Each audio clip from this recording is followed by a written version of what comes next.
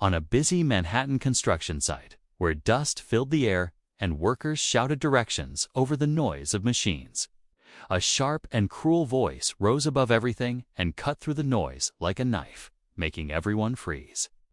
"You are nothing but a useless factory worker. Get back to your place," shouted Jake Morrison, the 45-year-old white supervisor known for his arrogance and cruelty. His face twisted with contempt as he stared at the young woman standing in front of him. That woman was Samira Johnson, 28 years old, a civil engineer who had fought through poverty and prejudice to reach this place. And now she was standing silently, holding an iron bar in her hands, her chin lifted in quiet defiance. Her calm expression completely opposite to the humiliation that Jake wanted her to feel.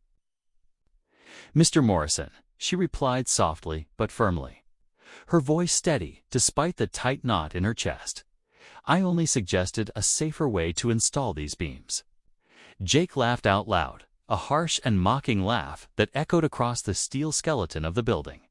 "Suggested? Did you hear that?"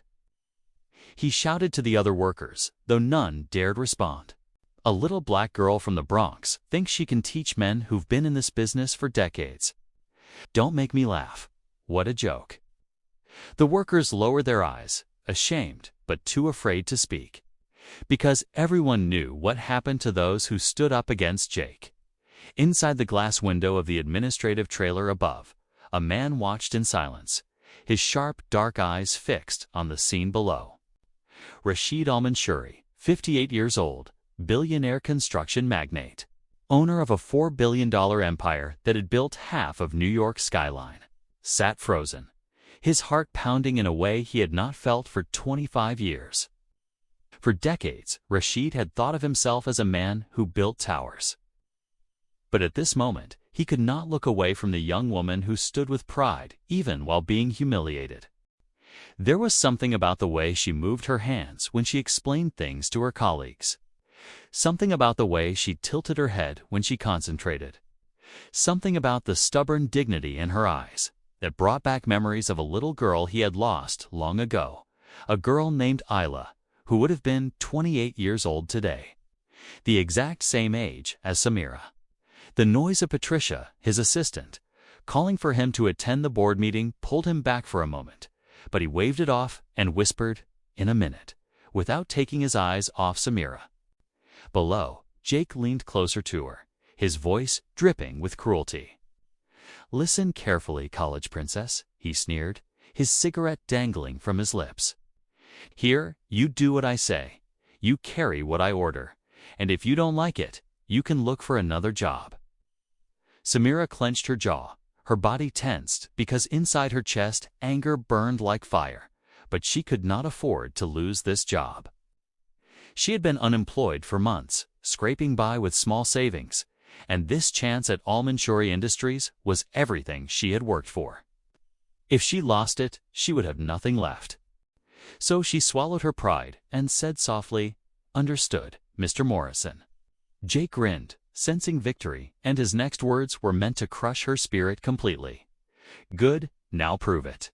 Carry those bags of cement up to the 10th floor by yourself. And if you can't do it, don't come back tomorrow." Everyone on the site knew it was impossible, but Jake leaned back, puffed on his cigarette, and waited for the show. Samira did not protest. She walked to the heavy bags, bent her knees, and with all her strength, lifted the first bag onto her back. Step by step, she carried it toward the stairs, her muscles trembling but her face set with determination. Rashid's fists clenched as he watched, his mind spinning. Because 25 years ago, he had lost his daughter Isla after a bitter argument with his wife, Yasmin, who left with the child and disappeared without a trace. He had searched for years, spending millions on detectives, traveling across states, putting out newspaper ads. But Yasmin had erased herself from his world. Isla had been only 3 years old when she vanished, with her big, curious eyes always asking him how things worked, always tilting her head when concentrating. And now, on this construction site, he saw the same eyes, the same tilt of the head, the same stubborn dignity in Samira. Then his heart stopped completely when he noticed something shining on her wrist. A delicate gold bracelet with the name Ayla engraved in Arabic. The same bracelet he had given to his daughter on her 3rd birthday, one of 2 identical bracelets. He had ordered from a goldsmith in Detroit, one for his daughter and one for him to keep. He had kept his in a safe all these years, and now he was staring at the other one. Impossible, undeniable. Patricia Rashid said suddenly, his voice low and urgent, "Cancel the meeting. I am going to the site myself." She protested that the investors were waiting, but he cut her off with steel in his voice. "Cancel it." Moments later, he walked down the stairs and stepped onto the construction floor, his presence immediately commanding silence. Samira was lifting the 3rd bag of cement, her arms trembling, sweat running down her forehead, while Jake smirked nearby, enjoying the spectacle. "Morrison," Rashid's voice thundered, making the air itself feel heavy. Jake dropped his cigarette, shocked to see the owner himself. "Mr. Al-Mansuri, sir, I didn't know you were inspecting today." Rashid's eyes were cold as steel. "Tell me why a qualified engineer is hauling cement while men stand and watch." Jake stuttered. "She's just a Johnson, sir. Barely qualified, an MIT graduate maybe," but Rashid cut him off. "MIT graduate, top of her class, specialization in structures. I know her resume better than you. Don't insult my intelligence." Samira blinked in surprise, stunned that this powerful man knew so much about her. Jake stumbled, trying to explain, but Rashid no longer listened. His eyes were locked on the bracelet. His voice dropped. "Where did you get that bracelet?" Samira touched it instinctively, as she had done since childhood, a small gesture of protection. "It was my mother's," she said softly.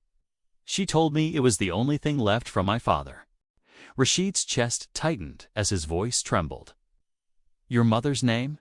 "Yasmin Al-Mansuri Johnson," Samira replied, confused. "But she changed her name when she married my stepfather." "Why are you asking me this?"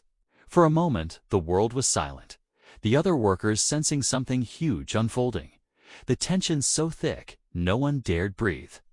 Rashid's face turned pale. Yasmin, his wife. The woman who had disappeared. His hands shook as he said, "You, come with me now." Jake tried to interject, but Rashid did not even look at him. "You're fired. Pack your things. Security will escort you out." The site went dead quiet. The feared supervisor was gone in seconds, his power stripped away in front of everyone. Samira followed Rashid to the elevator, her heart racing faster than she had ever felt in her life. In the enclosed space, Rashid finally spoke, his voice heavy with decades of pain. "Samira, did your mother ever tell you anything about your real father?" She hesitated, fidgeting with her bracelet. "Only that he was an Arab man who abandoned us." She never wanted to talk about him. She said it was too painful. Rashid's heart shattered. All these years, she had believed he had abandoned her. "Your mother," he asked with a trembling voice, "is she still alive?" Samira lowered her eyes, sadness flooding her voice. "She died 2 years ago. Cancer." In her last days, she kept saying the name Rashid. She said she was sorry. She said she should have told you the truth. The elevator doors opened, but they stood frozen, both unable to move under the weight of the truth. In his office, Rashid opened a safe with trembling hands and pulled out a small velvet box. Inside were faded photographs of a little girl, birth records, and an identical bracelet to the one Samira wore. He placed it in front of her, his voice breaking. 25 years ago, I had 2 bracelets made. One for my daughter and one for me to keep. Look at the photos. A girl is you. Your name was Layla Al-Mansuri. You are my daughter." Samira's legs trembled. The child in the photographs looked back at her with her own eyes, her own smile. Her voice broke. "No. No. My mother told me you abandoned us, that you never cared." Rashid shook his head desperately, opening another thick folder filled with papers. I looked for you for 15 years. Detectives, newspaper ads, rewards, millions of dollars. Never stopped. She changed names, changed states, erased herself so I could not find you, but I never stopped. I failed as a husband, Isla, but I never abandoned you. Samira's tears fell as she flipped through the documents, each page proof of his endless search, each word undoing the lies she had lived with for decades. Patricia entered quietly, holding new papers. Sir, the DNA test results came back. 99.97% compatibility. She is your daughter. Samira collapsed into tears, 25 years of pain and resentment crashing down at once.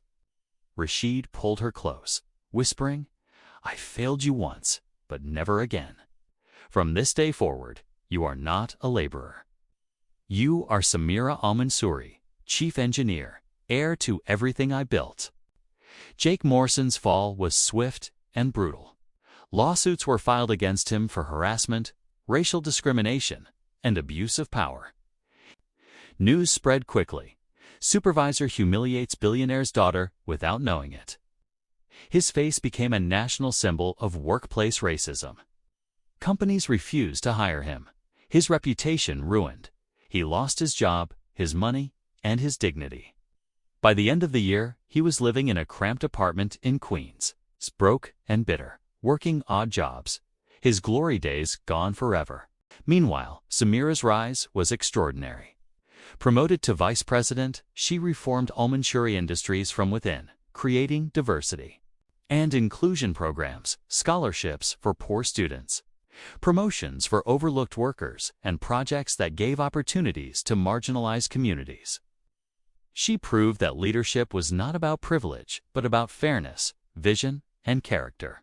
Investors who once doubted her now praised her brilliance, and other corporations began copying her model.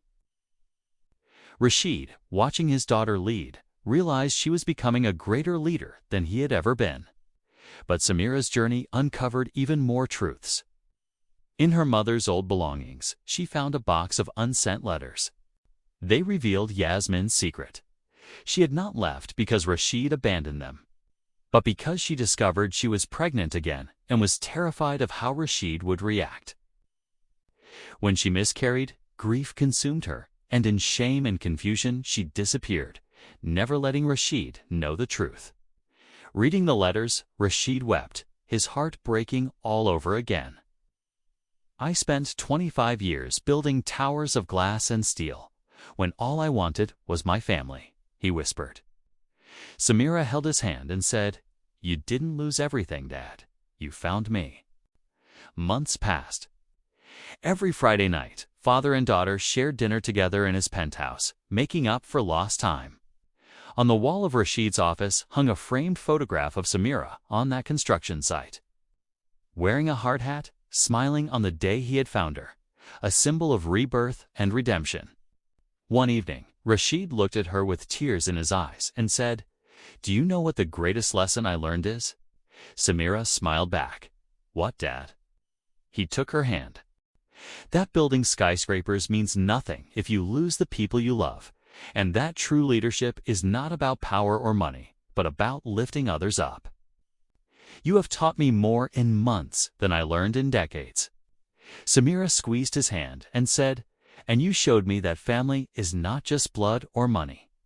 It is choosing every day to fight for each other and to fight for those who cannot fight for themselves.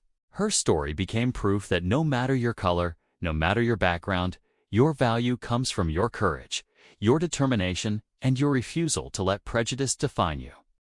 Rashid once thought his greatest treasure was his empire, his towers, his billions. But he discovered the truth.